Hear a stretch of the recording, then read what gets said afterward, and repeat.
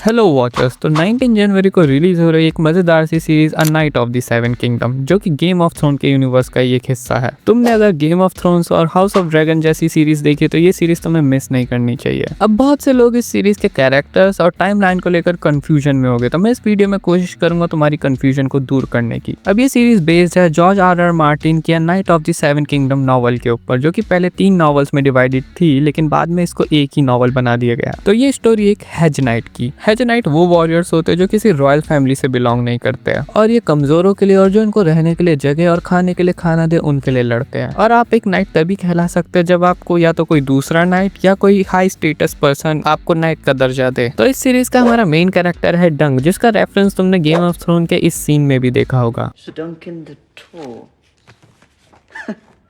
4 pages for Sir Duncan.